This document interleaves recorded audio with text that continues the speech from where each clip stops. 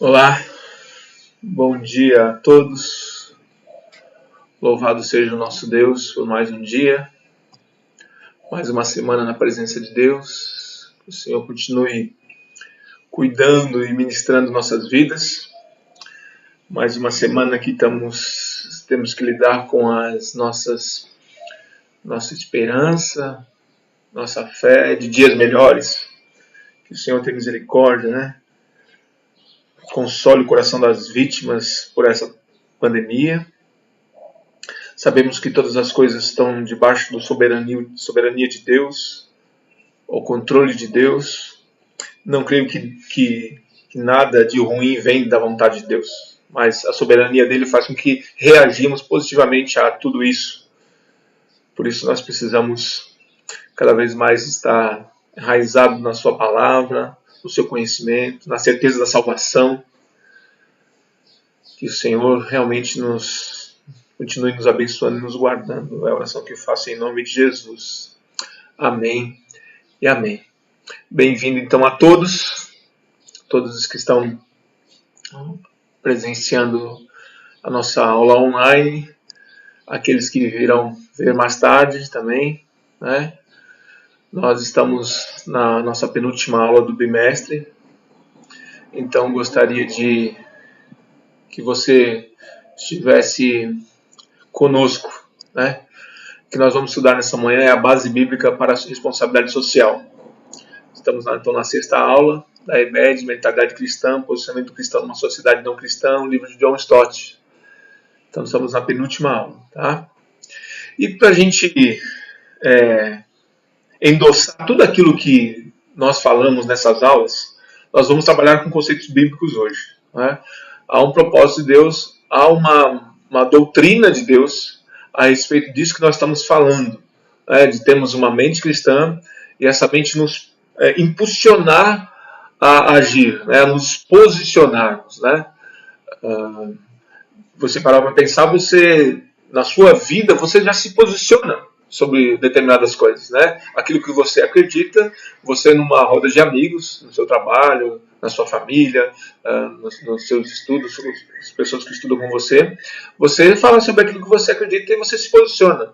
Nós gostaríamos também que a nossa vida cristã, a nossa fé, a nossa religiosidade pudesse também ser posicionada, né? As pessoas precisam saber quem nós somos, saber da nossa identidade com Cristo, né? Por isso nós nos consideramos discípulos de Jesus, porque fomos ensinados por outros a conhecer Jesus, tivemos um posicionamento enquanto a isso, né? Então nós nos posicionamos e aceitamos Jesus como Senhor e Salvador de nossas vidas. Isso nos faz pessoas diferentes, né? Pessoas que se identificam com essa causa, que é a causa de Cristo. O texto-chave nós estamos trabalhando desde o início, né? É o que nos faz estar aqui hoje, pessoas que se posicionaram a respeito dessa comissão e colocaram em prática essa comissão, faz com que eu e você estejamos aqui hoje. Então o texto é de Mateus 28, 18 a 20. Então Jesus aproximou-se deles e disse: foi-me dado toda a autoridade nos céus e na terra, portanto vão e façam discípulos de todas as nações, batizando-os em nome do Pai, e do Filho e do Espírito Santo, ensinando-os a obedecer a tudo que eu ordenei a vocês, e eu sempre estarei com vocês até o fim dos tempos. Amém? Porque o Senhor está conosco hoje, né? Isso é a promessa dele, promessa para nós que acreditamos em Jesus como Senhor e Salvador e que ensinamos dos seus caminhos, né? Ensinamos a sua palavra. Isso é para todos nós que se identificam como discípulos de Jesus. Ok? Qual é, então, a base bíblica para a responsabilidade social? Então, nós temos uma responsabilidade e nós precisamos saber, então, qual é a base bíblica para isso. Ok? Vamos lá. Vamos examinar 5 grandes doutrinas bíblicas para nos convencer da nossa responsabilidade social cristã. Uma doutrina mais abrangente de Deus, do homem, de Cristo, da salvação e da igreja. né, a Bíblia vai falar sobre esses temas. Né? A Bíblia vai nos mostrar, nos orientar sobre Deus, sobre o homem, sobre Cristo, sobre a salvação e também sobre a igreja. Essas características da salvação, né, da doutrina bíblica, nos endossa, né, nos enraiza para darmos sequência a ela, colocarmos em prática em nossas vidas. Uma doutrina mais abrangente de Deus. Primeiro, o Deus vivo é Deus tanto da natureza quanto da religião, tanto do secular quanto do sagrado. Então, não há diante de Deus uma divisão de o que é sagrado ou não sagrado. Tá? Deus, ele abrange todas as coisas, todas as pessoas, tanto aquelas que creem como aquelas que não creem. Tá? Então, nós precisamos ter essa compreensão de Deus, que ele não só age a favor dos que creem, não. Pela sua graça e misericórdia, ele age em favor de todos. Isso também é importante entendermos. O nosso Deus, por ser religioso demais, acaba sendo pequeno demais. Nós o imaginamos essencialmente preocupado com a religião. Edificamos edifícios religiosos, templos e capelas, atividades religiosas, cultos e rituais, e livros religiosos, bíblias e livros de imitação. É claro que ele se interessa por essas coisas, mas somente se estivermos relacionados com todo da nossa vida. Então, quando essa coisa de nós separarmos Deus, né, como se Deus só agisse quando nós nos tornamos então religiosos, quando fazemos coisas religiosas e quando nos preocupamos com coisas religiosas. Não! Isso faz parte do nosso conteúdo, do nosso ensino cristão. Então, esse ensino e esse conhecimento e essa religiosidade, ela também é experimentada fora dos contextos religiosos. Tá? Então, nós vemos um Deus que se interessa por nós como um todo. Então, não é só nessas questões. Deus, ele quer nos capacitar para muito mais do que isso também. Tá? De acordo com os profetas do Antigo Testamento, os ensinamentos de Jesus, Deus é muito crítico quanto à religião que se limita a cerimônias religiosas divorciadas da vida real, do serviço em amor e da obediência moral que brota do coração. A religião que Deus, nosso Pai, aceita como pura e imaculada é esta: cuidar dos órfãos e das viúvas em suas dificuldades e não se deixar corromper pelo mundo. Então, o que nós podemos ver de acordo com as Escrituras, é que se a nossa crença em Deus ela se limitar apenas às questões religiosas, né, às programações religiosas, né, à agenda religiosa, não é o que Deus se agrada. Ele sempre questionou quando Israel se voltava para dentro, né, das questões religiosas e esquecia da sua missão, que era abençoar os povos. Mesma coisa com Jesus. Jesus ele questionava os fariseus porque só estavam preocupados com a sua religião e esqueciam o próximo. Lembra quando Jesus então curava no templo? Eles ficavam indignados porque como pode curar no templo? Como pode curar no sábado? Já que sábado era um dia para ser dedicado exclusivamente, segundo a religião, a Deus. E era profano, então, fazer uma obra no sábado. E Jesus vai questionar justamente isso. Opa, peraí. Eu vim para servir. Deus olha para o coração do homem. Ele está preocupado com o ser humano. Muito mais do que questões religiosas. O único valor dos cultos religiosos é que eles concentram em cerca de 1 hora de atividade pública, vocal e congregacional, a devoção de toda a nossa vida. Se isso não acontece, e ao invés disso dizemos e cantamos na igreja coisas que nada têm a ver com a vida cotidiana lá fora, em casa e no trabalho, então ir aos cultos é ainda pior que fazer nada. Nossa hipocrisia positivamente provoca náuseas em Deus. Quer dizer, se nós estamos batidos nessa tecla nessas aulas, essa postura religiosa dentro de um contexto igreja, né, nos cultos, que são uma bênção, são maravilhosos, que é muito bom estar junto, muito bom ouvir a palavra, muito bom louvar a Deus, mas ela não pode ser uma postura diferente da postura que temos fora. Ela tem que andar junto. Essa consagração a Deus não deve ser apenas pontual num culto religioso. Essa consagração, esse louvor a Deus, esse servir a Deus, ele também deve fazer parte da nossa vida cotidiana. E aí vale nós fazermos uma análise de como tem sido, né? Como tem sido a nossa vida cristã. Uma introspecção para nós mesmos, né? Trazendo a consciência. Opa, peraí, será que a minha postura difere da minha postura cristã dentro de um contexto religioso, dentro de um culto, né? De uma celebração? Ela difere da minha postura social?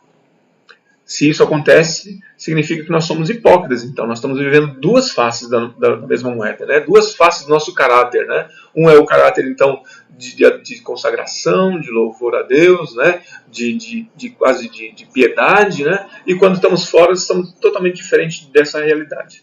Então, o que Deus quer de cada um de nós, não. É que temos realmente uma postura igual, né? Uma postura que condiz com a nossa vida cristã, que ela é diária e contínua. Ok? Em segundo lugar, o Deus vivo é tanto criação quanto aliança. A noção da aliança é um dos grandes temas bíblicos, sem o qual não se pode compreender a revelação bíblica. Contudo, ela é uma perigosa meia-verdade. Ao enfatizá-la demais, Israel menosprezou o Deus vivo, reduzindo-o ao status de uma divindade tribal, um deusinho qualquer. Gente, é fantástico, né? Nós olharmos Deus escolhendo um povo. Ele escolhe o povo de Israel. Não é porque esse povo tinha méritos. Não é porque esse povo era um povo melhor do que os outros. Foi graça de Deus. Deus apenas escolheu da sua linhagem lá de Adão, né? Deus escolheu um povo. Ele se revela a este povo. Para esse povo, então, o adorá-lo. Para esse povo, então, testemunhar da boa mão do Senhor sobre a vida deles e abençoar outros povos. Mas quando esse povo reduzia a Deus apenas ao Deus de Israel, não diferenciava dos demais. Ele acabou virando o Javé, o Deus dos israelitas, mais ou menos do nível dos quemeus, Deus dos Moabitas, e de Moloque, Deus dos Amonitas. Além disso, eles esqueceram as outras nações, ou simplesmente a desprezaram e rejeitaram. Quer dizer, quando eu tenho um Deus só para mim, quando nós colocamos esse Deus criador do céu e da terra, de todas as coisas, e tomamos posse dele como se ele fosse só nosso, e é só conosco que ele se preocupa ou que ele abençoa, nós limitamos demais esse Deus. Nós temos um Deus, gente, que é criador de todas as coisas e é soberano sobre todas as coisas. Dos céus olha o Senhor e vê toda a humanidade. Do seu trono ele observa todos os habitantes da terra. Ele que forma o coração de todos, que conhece tudo e o que fazem. Salmo 33, 13 e 15. Então, o salmista está olhando para essa dimensão de Deus de soberania. De Deus soberano olhando para todos e tendo controle de todas as coisas. Tanto para aqueles que creem como para aqueles que também não creem. Mais do que isso, ele prometeu que ao abençoar Abraão e sua prosperidade, abençoaria também todas as famílias da terra. E que um dia ele ia restaurar tudo o que a queda arruinou e aperfeiçoar tudo o que havia feito. Então, quando ele faz aquela então promessa a Abraão, então Abraão, através da sua linhagem, abençoaria todos os povos, os que creem e os que não creem. E que um dia ia restaurar todas as coisas. Isso é soberania, isso é amor de Deus para com todos. Isso nós cremos, nós precisamos acreditar dessa forma, porque aí nós começamos a abrir nossos horizontes para que tem fora do contexto religioso. De enxergar um Deus misericordioso, um Deus que ama o cidadão, apesar dele. Que ama o ser criado, o homem, apesar dele. Né? Nós não podemos fazer o julgamento de Deus em relação às coisas que foram criadas ou às coisas que estão à nossa volta. Né? Nós precisamos, pela graça, nós um dia nos convertemos a Cristo. Nós temos hoje uma mente cristã e nós precisamos enxergar os outros com misericórdia e com amor para que também tenham, independente da pessoa, independente do que ela faz, do que ela é. Nós precisamos olhar com misericórdia e compaixão de Deus e ver que Deus também é com ela, Deus também cuida dela, Deus é soberano sobre a vida dela, e nós precisamos então pregar a mensagem do Evangelho, para que essa pessoa possa ser como nós, né? Remidos pelo sangue do Cordeiro. A doutrina do homem, uma doutrina mais abrangente do homem. Os seres humanos são seres divinos, criados à imagem de Deus. Eles possuem capacidades singulares que os distinguem da criação animal. Então, assim, gente, vamos lá. O homem, a criação, indo lá para Gênesis, Deus cria todas as coisas, por último ele cria o homem. O homem é o ápice da criação de Deus. Tá? Deus então cria este homem e se relaciona com este homem. Deus não se relaciona com animal, com bicho. Deus se relaciona com o homem.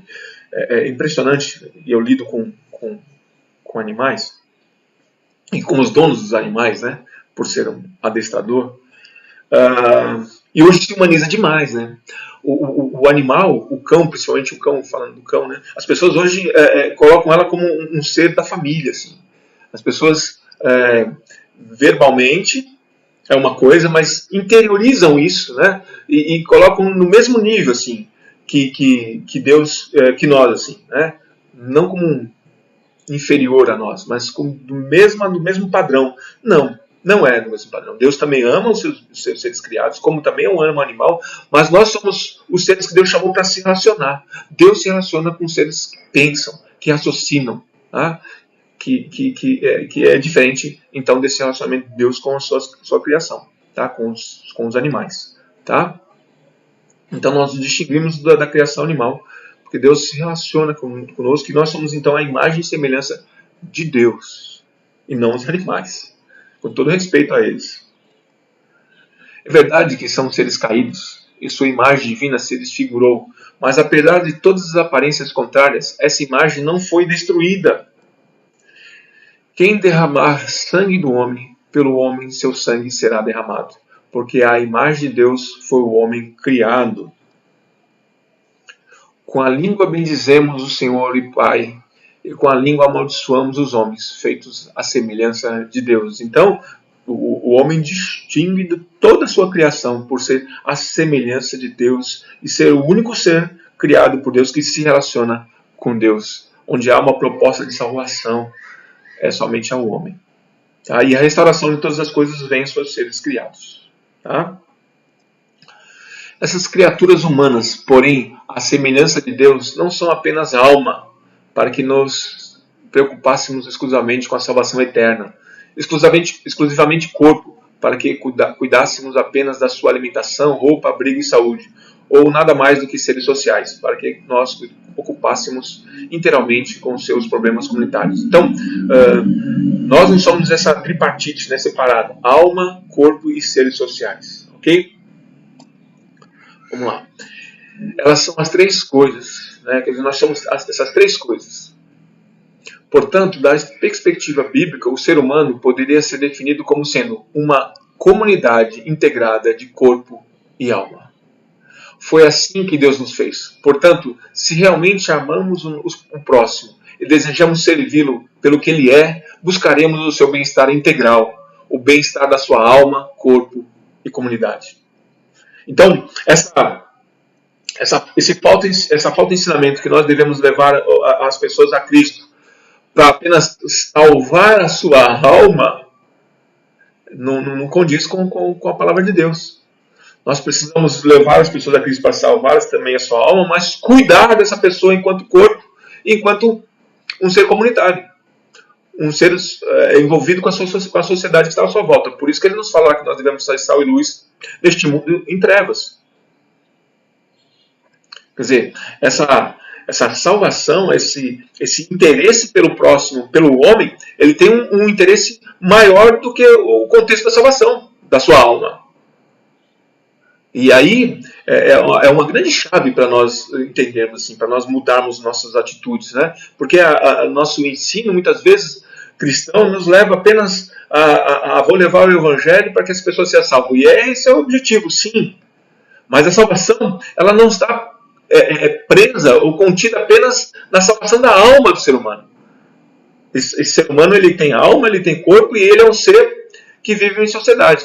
Então, a nossa preocupação de salvação, ela tem a ver com o ser humano como um todo. Você consegue entender dessa forma? Se conseguirmos enxergar isso, o que acontecerá é que nos prepararemos a libertar as pessoas de tudo que seja desumanizante, considerando um privilégio servir ao próximo e fazer com que o que estiver ao nosso alcance para tornar mais humana a vida humana. Então, é olhar totalmente diferente, é olhar para o próximo com compaixão, por tudo aquilo que ele é, por tudo aquilo que ele representa e onde ele está inserido.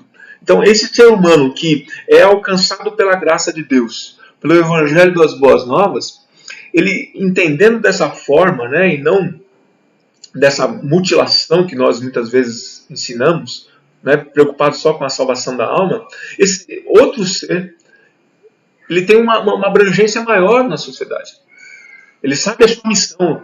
É isso que nós temos que entender. Nós temos uma missão onde esse Evangelho, esse povo de Deus, ele abençoa ao seu redor, abençoa os outros povos. Eles abençoam aqueles que também não creem em Cristo. Porque eles vão pensar numa sociedade melhor. E a sociedade melhor não é só apenas para os cristãos. É outra questão que a gente já viu na aula passada sobre a questão política, né? Quando temos essa imersão de fazer algo diferente na sociedade, essa responsabilidade social de melhorarmos a situação à nossa volta, não é apenas para os cristãos. Por isso que a gente fica meio indignado quando essa bancada chamada bancada evangélica, né? Ou essas pessoas que votam e torcem por essa bancada evangélica para que ela faça leis que privilegiam então o povo de Deus, ou o povo de Deus, né? O povo cristão. Isso não é bíblico. Não é bíblico. É para todos. Num país laico, onde há diversas crenças. Então, a nossa instrumentalidade diante de Deus é abençoar todo o ser humano. É fazer o bem a todos. Isso é amor ao próximo. Precisamos ter isso em mente, precisamos ter isso no coração, precisamos ter isso na nossa atitude diária. Nós precisamos entender isso. Né? Então, e diante de Deus também é um privilégio servir esse próximo, independente se ele for cristão ou não. Espero que tenha sido claro, amados. Faz tanta diferença assim, crer dessa forma. A doutrina mais abrangente de Cristo. O Filho de Deus não somente proclamou as boas novas do Reino de Deus, mas sinalizou sua vinda, curando os enfermos, alimentando os famintos, perdoando os pecadores, sendo amigo dos marginalizados e ressuscitando os mortos. Ele não veio para ser servido, declarou, mas para servir e dar sua vida em resgate de outros. Portanto, permitiu que se tornasse vítima da tremenda injustiça dos tribunais e, ao ser crucificado, orou pelos próprios inimigos. Então, na terrível escuridão do desamparo de Deus, carregou os nossos pecados sobre sua inocente pessoa.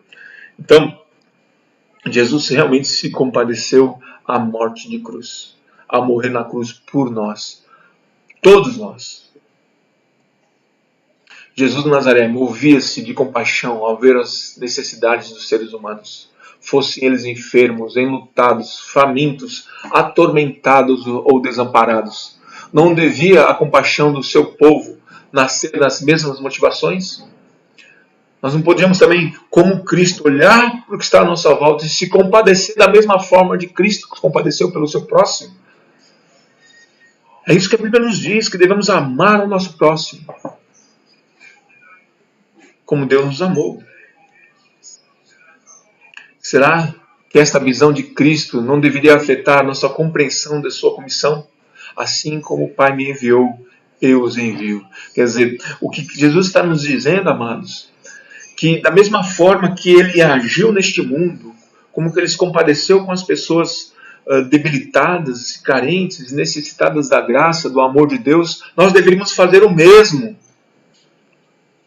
Nós deveríamos nos encher de compaixão, de coragem, de força, de ousadia, e com uma mente cristã fazer a diferença no que está à nossa volta. Para isso fomos chamados, para isso fomos escolhidos por Deus. uma doutrina mais abrangente da salvação. A salvação é uma transformação radical que ocorre em 3 fases. Começa agora, continua por toda a nossa vida terrena e será aperfeiçoada quando Cristo voltar. Amém? Importa principalmente vencer a tentação de separar verdades que devem andar juntas. Em primeiro lugar, não devemos separar salvação do reino de Deus. Na Bíblia, esses dois são virtualmente sinônimos, modelos alternativos que descrevem a mesma obra de Deus. De acordo com Isaías 52:7, como são belos nos montes os pés daqueles que anunciam boas novas, que proclamam a paz, que trazem boas notícias, que proclamam a salvação, que dizem a Sião, o seu Deus reina. Amém? Ou seja, onde Deus reina, Ele também salva. A salvação é a bênção do seu domínio. Ser igreja significa ser comunidade do reino, o modelo daquilo que a comunidade humana deve parecer quando submetida ao domínio divino, uma alternativa desafiadora para a sociedade secular. Então, nós devemos ser agentes desse Deus, como igreja. É olhar, e quando falamos de reino de Deus, é que nós estamos aqui como servos dele para expandir esse reino, para que as pessoas reconheçam que há um Deus sobre todas as coisas, e que esse Deus reina sobre um povo que se declara servo dele. E por isso nós devemos proclamar esse evangelho, essas boas novas do reino de Deus. As pessoas precisam entender isso. Em segundo lugar, não devemos separar Jesus, o Salvador de Jesus, o Senhor. Parece quase impossível que alguns evangelistas ensinem que se pode aceitar Jesus como Salvador, deixando para mais tarde o render-se a Ele como Senhor. O Senhor Jesus abrange toda a nossa experiência, tanto pública quanto privada, em casa, no trabalho, na igreja e na vida cívica, nas responsabilidades sociais e nas evangelísticas. Então, essa concepção de aceita primeiro Jesus como Senhor e Salvador, depois tu o serve, não. Nós precisamos pregar esse evangelho onde a pessoa precisa aceitar Jesus como Senhor, e sendo Senhor nós somos então servos desse Senhor. Por isso que ele se coloca nessa situação, se coloca nesse lugar, de Senhor. Se ele é Senhor, nós precisamos ter essa compreensão que somos servos obedientes ao seu senhorio. Então a salvação ela está debaixo desse senhorio. Não é uma coisa desassociada da outra, pelo contrário, elas andam juntas. Em terceiro lugar, não devemos separar fé de amor. Embora a justificação seja apenas pela fé, essa fé não pode permanecer sozinha. Se for viva e autêntica, evitavelmente produzirá boas obras. Caso contrário, é espúria. Então, isso a gente vai ver muito nos evangelhos, na palavra de Deus. Cristo morreu para criar uma comunidade, um povo que seria zeloso de boas obras, é o que diz Tito 2,14. Nós fomos criados em Cristo para boas obras, as quais Deus de antemão preparou para que andássemos nelas, é o que diz em Efésios 2,10. E em Gálatas 5, 6 e 13, ele volta a dizer que a única coisa que tem valor é a fé que atua pelo amor, e recomenda: sede servos uns dos outros pelo amor. Então, não dá para desassociar crer em Jesus do amor ao próximo. Nós precisamos estar claro nisso, que a fé que nós temos é uma fé ativa. Eis aí, portanto, a surpreendente sequência: fé, amor e serviço. A verdadeira fé se expressa pelo amor, e o verdadeiro amor se revela através de serviço. Elas andam juntas. Nós precisamos ser esse ser completo, esse cristão, esse discípulo completo, que crê em Jesus, que ama o seu próximo, mas não só verbaliza desse amor, ele age em favor do seu próximo. É isso que a palavra de Deus nos ensina, é isso que a pessoa de Jesus Cristo nos ensina, a sermos ativos. A fé salvadora e o amor salvador caminham lado a lado. Onde quer que falte um deles, faltará também o outro. Nenhum deles pode subsistir sozinho. Por último, uma doutrina mais abrangente da igreja. Precisamos resgatar aquilo que se pode descrever como a dupla identidade da igreja. Por um lado, ela é um povo santo, separado do mundo para pertencer a Deus. Por outro, porém, ela é composta de gente mundana, no sentido de que enviada de volta ao mundo para testificar e servir. Nós temos uma prática de chamarmos as pessoas de mundanos, né? Se essa expressão for para dizer que elas não são santas, né? Que não buscam, melhor, que não buscam a santidade de Deus, ela se encaixa. Mas em outro sentido, essas pessoas são mundanas porque nasceram no mundo, foram criadas neste mundo, elas não são extraterrestres. Então todos nós somos mundanos, no sentido de pertencermos, no caso, nascermos, né, neste mundo, no planeta Terra. Tá? Então, essa expressão ela tem dois significados, nós precisamos saber lidar com elas. Né? Quando estivermos falando, então, de pessoas que agem de forma mundana, que não agem fora dos princípios de santidade de Deus, né? Que não buscam a santidade de Deus porque também não compreendem essa santidade. Mas a partir do momento que ela compreende, como nós compreendemos, né, que devemos ser separados porque buscamos a santidade de Deus para a nossa vida, apesar de sermos pecadores, nós também somos mundanos por estarmos inseridos no contexto que vivemos. Algumas vezes, levado por uma correta ênfase na sua santidade, comete o erro de se afastar do mundo, isolando-se deste. Quer dizer, aquela que nós sempre falamos, né? Ser separado, buscar a santidade de Deus, não nos isola.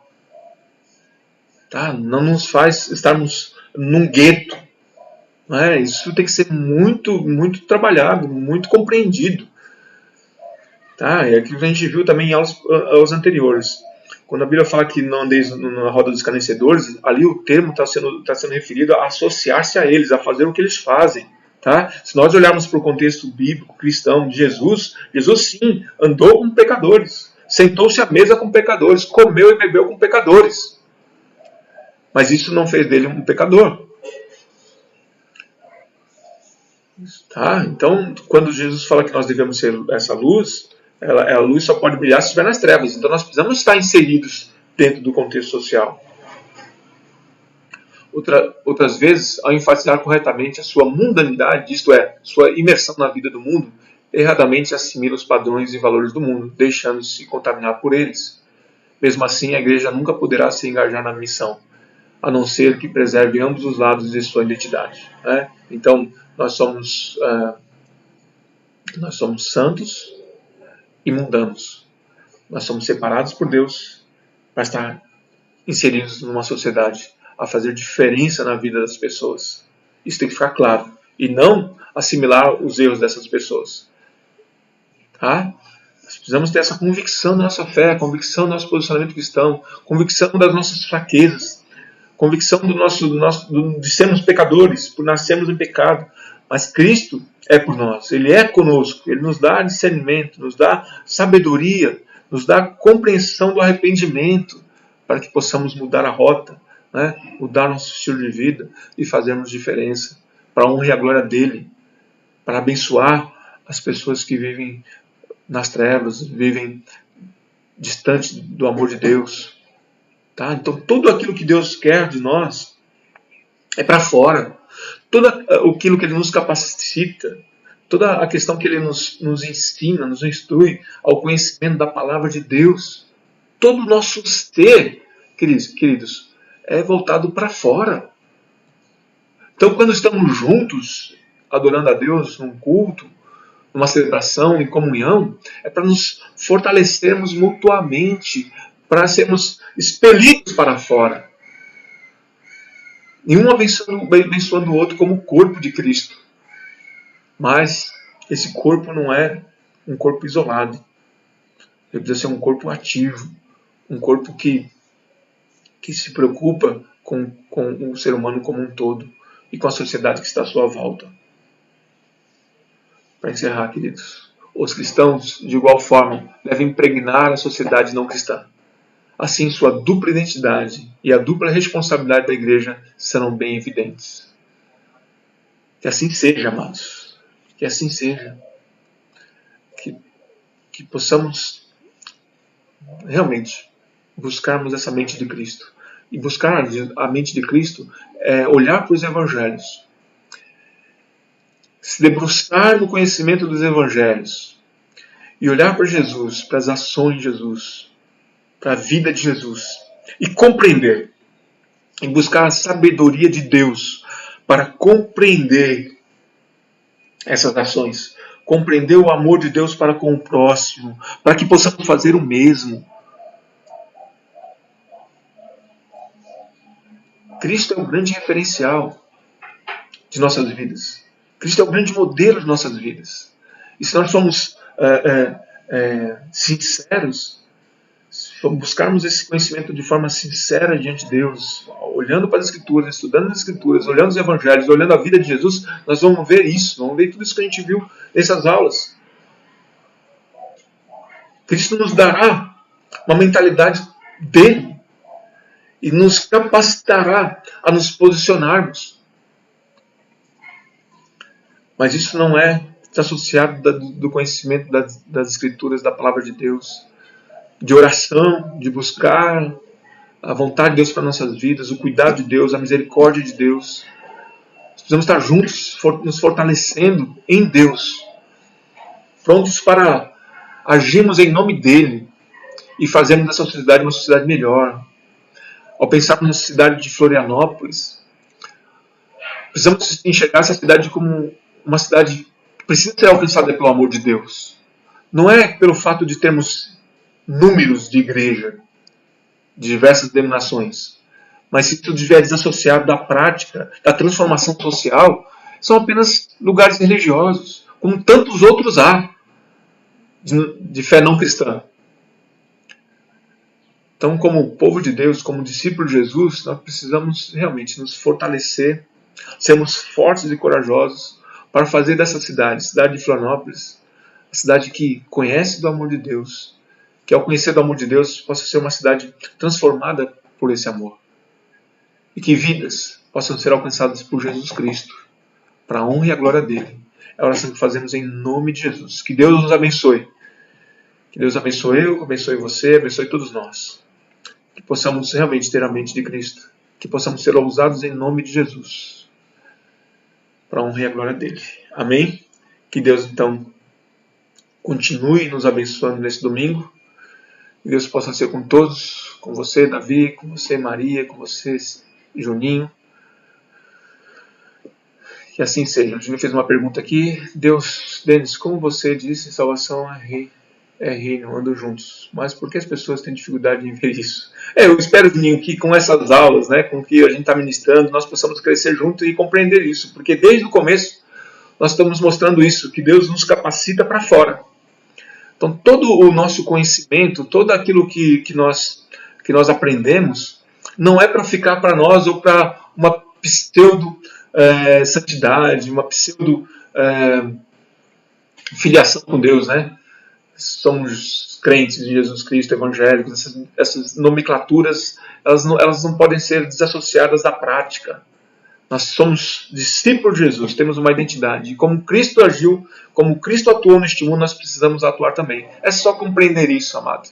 É só compreender isso. E não, eu acredito que a gente não tem capacidade nenhuma, tá? Vou ser bem claro. Eu acredito que nós não temos capacidade nenhuma. Nós não temos sabedoria alguma. O que nós temos é um Deus por nós. É um Deus que nos dá discernimento, nos dá compreensão da palavra, que nos dá coragem. Tudo depende de Deus. Nós dependemos de Deus. Nós não somos capazes de nada. Eu creio nisso, olhando para a minha própria vida. Eu não me vejo capaz para nada. Mas em Deus eu sou capaz de tudo. Se Deus é conosco, e sempre falo para as pessoas que andam à minha volta, apesar de mim, se for da vontade de Deus, as coisas acontecem. Então, se nós estamos aqui agora, nesse momento, ministrando essa aula, é porque é a vontade de Deus. E essa vontade de Deus e essa ministração da palavra, tanto de qualquer um de nós, ela precisa cair em terreno fértil. Então você joga a semente e espera que a semente então caia em boa terra. E aqueles que caírem em boa terra vão germinar e dar frutos. E assim seja em nossas vidas, amados. Que possamos dar frutos para a honra e a glória de Deus. Amém? Amém. Que Deus abençoe. Tenha uma boa semana. Valeu, queridos. Lembrando aqui, no terceiro bimestre, nós vamos estar então falando sobre a história da igreja, tá? Então, convido todos que fazem parte dessa aula, possam também se matricular na próximo bimestre. Tá? Nós vamos falar sobre a história da igreja e a minha intenção é aplicar a nossa história hoje. Assim, o que temos a ver com isso? Né? O que a história de Deus tem a ver conosco? Tem tudo a ver conosco. Tá? Olhar a história da igreja é entender o hoje. Eu sou apaixonado pela história da igreja porque nós conseguimos entender a situação que nós estamos hoje como nação, como nos dias de hoje. Assim. A gente vê a boa mão de Deus agindo na história, né? Os atos dos apóstolos, né? Aquelas ações do Espírito Santo de Deus nas Escrituras, elas permeiam nos dias de hoje. Então os atos, a história da igreja está sendo escrita agora, neste momento. Ela não parou nos livros, né? Ou nas datas históricas. Ela continua permanecendo. Né? Então hoje nós fazemos parte da história da igreja. Então, olhando para a história passada, nós podemos, a intenção é que a gente reflita sobre o dia de hoje e ver o que fez lá que a gente possa continuar fazendo e aquilo que não é para ser feito, que Deus tem misericórdia para não fazermos mais. Né? E quem sabe nós podemos então fazer uma nova história. Amém? Então está todo mundo convidado para o próximo bimestre. Nós estamos, a partir de agosto, juntos numa nova classe. E eu vou procurar me melhorar. Eu aceito dicas, sugestões, né? Essa nova adaptação online, desse novo formato, mas é para melhorar que a gente está aqui, para aprender, e é muito legal entender isso. Né? Eu louvo a Deus por estar hoje aprendendo. Eu quero aprender, fazer de tudo para fazer bem feito, né? Para que as pessoas entendam. Essa é a minha vontade, fazer tudo para que as pessoas possam entender aquilo que está sendo falado. Obrigado, mais uma vez. Deus abençoe.